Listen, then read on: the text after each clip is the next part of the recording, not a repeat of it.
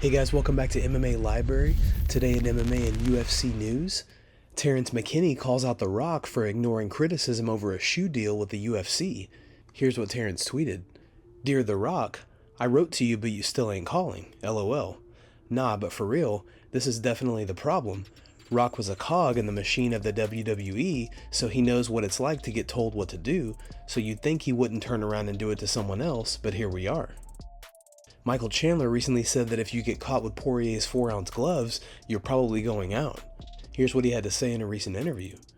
I can tell you this, the dude's got a chin on him. Rangy southpaw, punches in bunches, great with his footwork, and great with his defense. I fought people in his camp before, so I'm sure they are talking about that. With Dustin, as he said, 28 fights in the UFC, I have a lot of Dustin Poirier fans. Hey, I've watched this guy forever.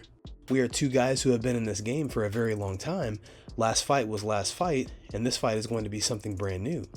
I think Dustin can stand with me. I do think he has a granite chin. I do think he throws punches in bunches. I do think if you get caught with Dustin's 4-ounce glove, you're probably going out. So I'm going to be on my P's and Q's. You know I like to mix it up, have a good game plan. We already formulated it. May the best man win. This is a fight. I'd be lying if I said it didn't scare me, but that's what excites me.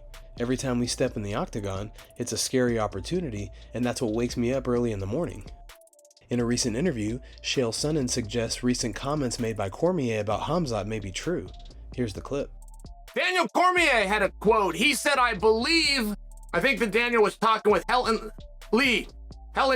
He said, I believe that Chimaev made the decision to stop cutting weight, knowing that the consequences were not going to be as severe for him than they would be for other people. Now, when I first heard that, I thought, that's a stretch, Daniel. I mean, you're trying to get into the psychology of a man who's getting ready to go into a fist fight in front of the world at a main event, right? This is a different guy. This guy's thinking differently already. He's not himself. That's not a normal thing to do. Now you're trying to get into the psychology of what a guy thought in one of his most vulnerable moments when you were cutting weight. I mean, to explain to you the pain, I'm not talking about dieting, guys. I'm not talking about losing weight. Cutting weight is something totally different. And Daniel's trying to get into his mind and thinks that he had the time to deduct all of those things. So I didn't love it.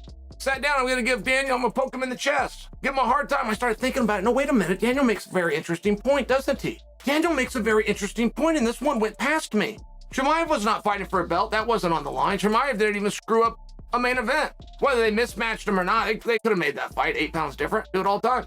Matter of fact, 8 pound spread in Las Vegas is exactly what Kelvin Gastelum weighed in overweight when he fought Tyron Woodley. Just for example, Chimaev didn't lose 10%. Chimaev didn't miss weight. They did a catch weight. I never realized this. It just never dawned on me. All the evidence is here. I never realized it till Daniel said this and I was forced to process. He did not lose 10%. In a recent video posted to social media, Paulo Costa had a message for the Liver King. What's up, Liver King? What the f*** where you at? I'm here, my house, Las Vegas. Look these abs. Better than you. Where are you at? Are you hiding? I'm waiting for you, for the competition. I will beat you, Liver King. To this, the Liver King replied via Instagram, Liver King flew to your house last week, searched for you at 3 different fight events, but you were nowhere to be found. When you're ready, I'll be waiting in my cave with liver and a whole feast. Liver King, the undisputed champion, out. Michael Bisping recently gave his take on Kevin Holland's retirement. Here's what he had to say. I'm a little, initially while Brian looks at that, I'm very skeptical. I doubt this is what it is. It's a text. It's a wall of text he put out. Okay. Had a good run. 30. I'm a little over a month. 30 in a little over a month, and I'm paid. I'm out. Harrington. That's. Why?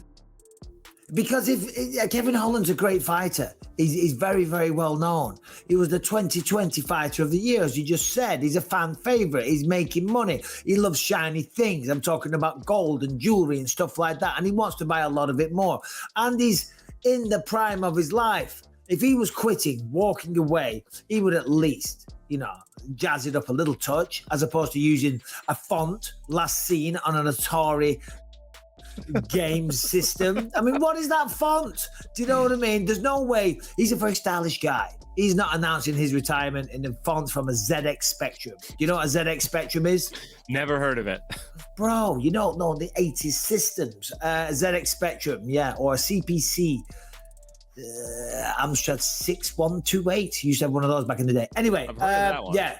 No, I don't think he's retiring at all. Conor McGregor recently shared some wrestling training footage. Here's the clip.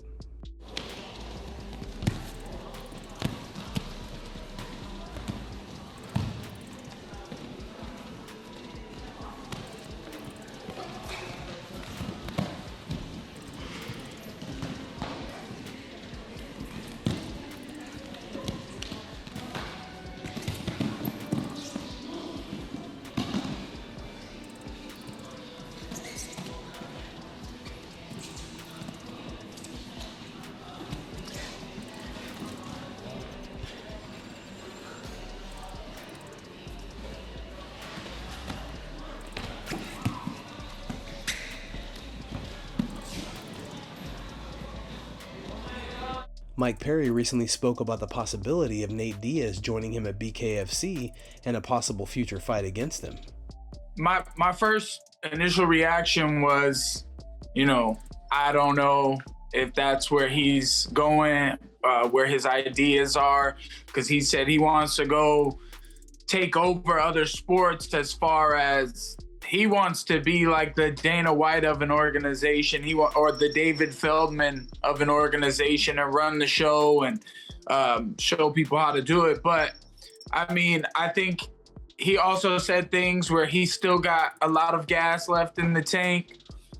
He's still interested in some, big fights in his career. And I think that's what it's about, is if he wants to accept the challenge himself. He loves to box. I know he likes jiu-jitsu too, so I don't know if it's something that he would be fully interested in, because, without jiu-jitsu against me and just boxing, I don't know if he sees himself having a chance against me in the bare knuckle boxing ring. But, it's a lot of respect there for Nate Diaz. A lot of fans have said over the years that, I am kind of like kin to the Diaz brothers, and that, we have the same initial feelings towards fighting, that if we're fighting, it's a real fight. Sean O'Malley had this to say about a possible fight between Corey Sandhagen and Chito Vera. The Sandhagen fight going down, you ever see it going down? While watching that fight, I was like, okay, 100%. That fight's probably going to happen in the next 3 fights. Me versus Corey? Yeah. Yeah, I mean, I'm going to fight pretty much anybody at the top levels. Corey called out Chito and Merab. I don't think anybody in the division's called out Merab. Corey wanted Merab or Chito in December. So that's very interesting. Both very interesting matchups. I think Song beat Chito. Corey just beat Song. MMA math doesn't always equal out, but I do think Corey beats Chito. I think he's too fast for him. Yeah, well, I mean, you heard Will.